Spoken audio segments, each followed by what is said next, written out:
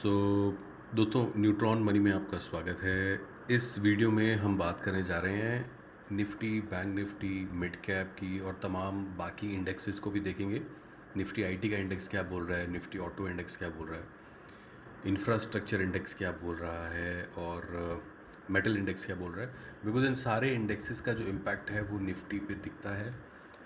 और क्या अपने सपोर्ट लेवल के आसपास है निफ्टी या फिर अपने रेजिस्टेंस लेवल के आसपास है, क्या किसी ऐसे लेवल पे तो नहीं खड़ा which can be called as a decisive level. Dow Jones क्या कर रहा है, बिकॉज उसका इम्पैक्ट भी इंडियन मार्केट पे दिखता है। और ओवरऑल मैक्रो फैक्टर क्या है, इन सब के ऊपर एक डिस्कशन होगा।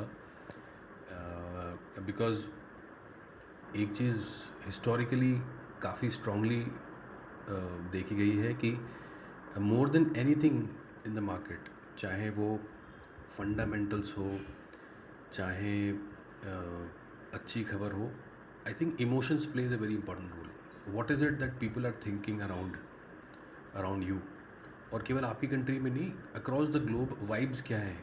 सिक्योरिटी की वाइब्स हैं, प्रॉस्पेरिटी की वाइब्स हैं, वॉर की वाइब्स हैं, थ्रेट की वाइब्स हैं, और उस वाइब्स के बेसिस पे मार्केट रिएक्ट करता है। Basically what the entire community think and feel, उसका एक सेंस मार्केट के इंडेक्स पे रिफ्लेक्ट करता है।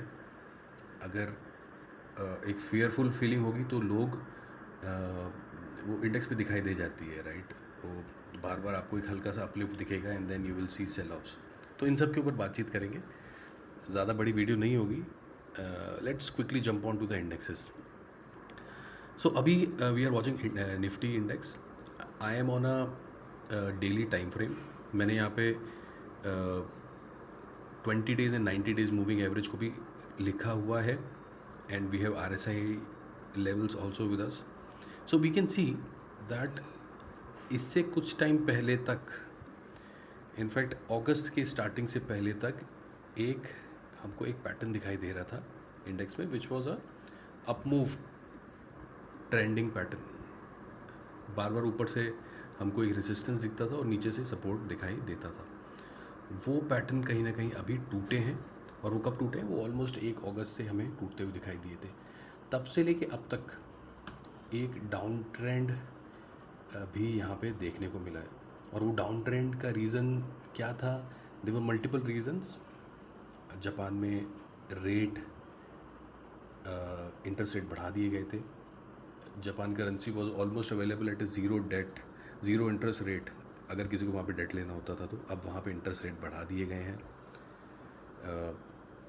जापान में इंटरेस्ट रेट बढ़ने की कहानी भी बहुत there is interesting story behind it, कि उनके जो एक्सपोर्ट्स थे उस पर इम्पैक्ट कर रहा था उनका इंटरेस्ट रेट। तो एक लॉन्ग टर्म इकोनॉमी को उनको शेप अप देना था, तो वो उन्होंने किया।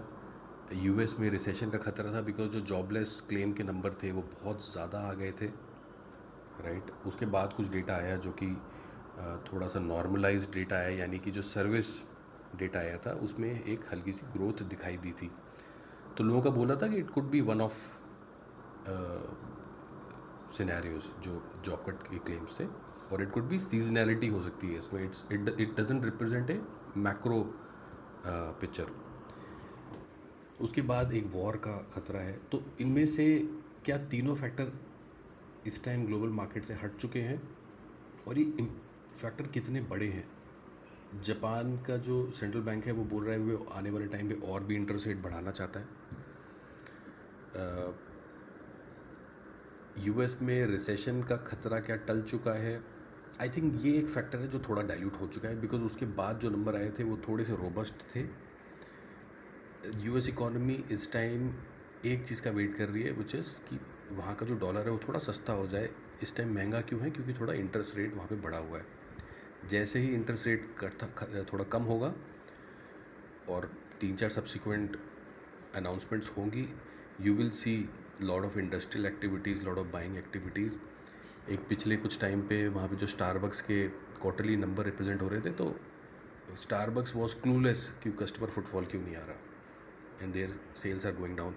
और ये काफ़ी सारे जो कंजम्पशन बेस्ड कंपनीज है, सब ने यही बोला है कि they are surprised that there are no customer, though they can analyse कि इसका कहीं ना कहीं एक बड़े मैक्रो फैक्टर से लेना देना है, विच इज़ कि इकोनॉमी में पैसा जो इन्फ्यूज़ पहले बड़ी इजीली हो जाता था अब नहीं हो रहा, because you need to pay something to get money from the banks. So एक तो यूएस में ये है। तीसरा जो वॉर का फैक्टर है, एक चीज़ जिसके लिए सारे बहुत सरप्राइज्ड हैं कि वाई जो वॉर की बहुत बड़ा बीच में थ्रेट क्रिएट कर दिया गया था कि दो कंट्रीज़ के बीच में लड़ाई होने वाली है, क्या वो एस्केलेट होगी कि नहीं, उसके ऊपर भी हमें कोई बहुत स्ट्रॉन्ग खबर अभी तक नहीं आई है। सो that is also something which is not closed, वो अभी ओपन है बट थोड़ा सा मामला ठंडा हो गया और लोगों को लग रहा है कि शायद ना हो, बिकॉज इतना प्रोलॉन्ग टाइम ले लिया गया है। एक थ्योरी और ये भी है कि प्रोलॉन्ग टाइम ले लिया गया है for a bigger scale thing. So all जो तीनों फैक्टर थे वो अभी भी अलाइव हैं, उतने ज़्यादा वाइब्रेंट नहीं है जितने पिछले हफ्ते थे, बट अभी भी दे आर अलाइव। बट क्या यहाँ से सेंटिमेंट्स बदल सकते हैं? जापान का रेट कट, क्या जापान के क्या इंटरेस्ट रेट अब नहीं कटेंगे? एक जापान से न्यूज़ ये है कि एक खबर थी कि 75% of the Japanese funds which were infused in the markets they are out now. So that is one thing to dilute that Japanese rate interest hike. War का अगर जो इम्पैक्ट होगा वो बहुत इम्पल्सिव होगा कि एकदम से डाउन साइड आएगा, जैसे ही सीज फायर की खबरें आएंगी we will have an up move. Third, 15 दिन बचे हैं फॉर सितंबर रेट कट अनाउंसमेंट। सो जो थोड़ी बहुत अभी टेंशन बाकी है वो मेरे ख्याल एक आधी और 2 हफ्ते की और है। बट क्या यहाँ से एक स्ट्रॉन्ग बाइंग आ सकती है? क्या जो बड़े बड़े फंड हाउस हैं, जो बिग प्लेयर्स हैं, जो बड़े बड़े हेज फंड्स हैं, will they going to make move to start buying? I slightly doubt that. But क्या यहाँ से और सेलिंग देखने को मिल सकती है? I doubt that too. तो क्या यहाँ से एक साइडवेज मूव देखने को मिल सकता है? उसकी प्रोबेबिलिटी इस टाइम ज़्यादा है, but let's see what is Nifty saying. तो on a daily time frame, if we see, if I'm moving away, I'm taking out the moving averages, we can see that there's a downtrend। यहाँ इन levels पे आने के बाद 24,100 24,000 पे आने के बाद सेलर्स में हिम्मत नहीं होती और या तो शॉर्ट करने की या फिर माल बेचने की। 24,100 और 24,000 आने के बाद जो बायर्स हैं उनमें एक स्ट्रेंथ आती है कि this is the age of now these looks like the bottom, और वहाँ से एक बाइंग देखने को मिलती है। बाइंग कौन से स्टॉक्स में देखने को मिलती है? Specifically HDFC bank and Reliance में। तो उससे एक अप मूव हमें देखने को मिलता है, यानी कि 24,000 के लेवल कहीं ना कहीं एक बेस को रिप्रेजेंट कर रहे हैं। ये 23,800 लगभग 23,900 के आसपास भी गया था, विच इज़ मोर लेस 24,000 के आसपास का ही बेस। तो this looks like a base to us. Now there is a resistance at around 24,500 level, 24,400 level. इस जगह के आने के पास जो बायर्स हैं उनका हिम्मत टूट जाती है और जो सेलर्स हैं they regain the strength within कि यार यहाँ से शॉर्ट करने का जो रिस्क टू रिवॉर्ड है इट्स मच बेटर। बिकॉज अगर वो 24,500 पे शॉर्ट करते हैं और केवल 50 पॉइंट्स का एक स्टॉप लॉस लगाते हैं, the reward is slight is quite ahead. तो यहाँ से एकदम से सेलर मूवमेंट हमें आती हुई दिखाई देती है, और वो सेलर मूवमेंट जो है वो it becomes a chain reaction and then we see a down trend rally. इसको तोड़ना कैसे हो सकता है? मोस्टली जब हमको इस तरीके का एक जोन दिखता है वो गैप अप से ही टूटता है। कोई बहुत स्ट्रॉन्ग ग्लोबल न्यूज़ आए, what could be that global strong news? It could be rate cut, it could be cease fire announcement. Japan वाला तो it's ongoing story. 75% funds have already gone out of the systems, which is a news, again no confirmation on that. So rate cut कब होंगे? Rate cut can not happen before 1 August, यानी कि अगले 15 दिन तक कोई बहुत बड़ी मैक्रो खबर नहीं है। तो हमें ये रेंज बाउंड चीज़ हमें देखने को मिल सकती है। Bank Nifty again 49,000 50,000 was presumed to be a level to watch for, but bank Nifty में मैं आपको एक ट्रेंड लाइन ज़रूर दिखाना चाहता हूँ। ये एक ट्रेंड लाइन है जहाँ से बार बार बैंक निफ्टी बाउंस करता है, बट ये जो ट्रेंड लाइन थी इस पे जो टिकने की लिमिट थी दैट वाज वेरी मिनिस्क्यूल, मतलब टच एंड गो लिमिट होती थी यहाँ पे। बट इस बार इस ट्रेंड लाइन पे इट इज़ स्टेइंग एंड बार बार इस ट्रेंड लाइन को ये चैलेंज कर रहा है। Now what does that mean is कि अगर ये ट्रेंड लाइन टूटी तो we can see level up to 49,000, we can see level up to 49 पे इसने एक बार सपोर्ट लिया था, तो 49,000 तक के लेवल ओपन हो सकते हैं. Bank Nifty look soft also because banks के साथ जो फंडामेंटल फीलिंग है वो ये है कि बैंक्स का जो मार्जिन सिस्टम बिगड़ गया है, because now they have to borrow money at a higher rate, जो कि पहले इनको सेविंग्स के जो लोग सेविंग्स करते थे बैंक्स में उससे मिल जाता था. Now the people saving in the savings account have gone down and they have to buy money from the central bank or by various sources, which is expensive for banks, so their margins are problem. So banks के साथ एक macro story थोड़ी सी sentiments को बिगाड़ने वाली है. So now we see a lot of different banks showing the downtrend. This is about bank nifty. Now if we go to mid cap nifty which represent the macro market, mid cap nifty में भी जो एक OPEC cycle था on the production side, on the government side which is specially defence and railways, it's still वहाँ पे अभी भी है. On the housing side also एक जो गवर्नमेंट का एक्सपेंडिचर का अनाउंसमेंट्स थे पूरे साल के लिए, दैट इज़ स्टिल देयर, उसमें कोई प्रॉब्लम में नहीं है. बट ये बोला जाता है कि ये स्टॉक्स ऑलरेडी बहुत ओवर वैल्यूड हो चुके हैं ओवर द पीरियड, 100 के पीस पे ये है. तो मिड कैप ऑलरेडी बहुत ज़्यादा हाई वैल्यूएशन पे जा चुका है. तो मिड कैप निफ्टी के भी मुझे लगता है यहाँ से 12,500 जो है, और जो इसने 12,300 और इसके ऊपर मैक्सिमम 14,000 के लेवल, बिकॉज अभी भी कुछ स्टॉक्स हैं जो मिड कैप निफ्टी में अभी पूरी तरीके से रन नहीं हुए हैं. I mean for example I give you an example of ABB. Just look at this stock, it represent a very strong portion of mid cap Nifty. आप देखिए बार बार ये ऊपर से रेसिस्टेंस लेता है. And if you will ask me कि ABB का वो क्या है, P ratio, it is almost 99. So mid cap Nifty के जितने भी हैवी वेटेज थे they have already crossed a reasonable level of valuations. तो ये सब प्रॉब्लम मिड कैप निफ्टी में अभी हमको देखने को मिलेंगी. तो रैली आएंगी but they will going to dilute. कोई बहुत एक्सेप्शनल रैली हमें 2024 में स्पेशली नहीं सोचनी चाहिए जब तक अर्निंग एक्सपोनेंशियली ना हमें बढ़ती हुई दिखाई दे. अर्निंग कैसे बढ़ेंगी, when there will be government opex, and that will in turn reflect into the books of the bank, the company.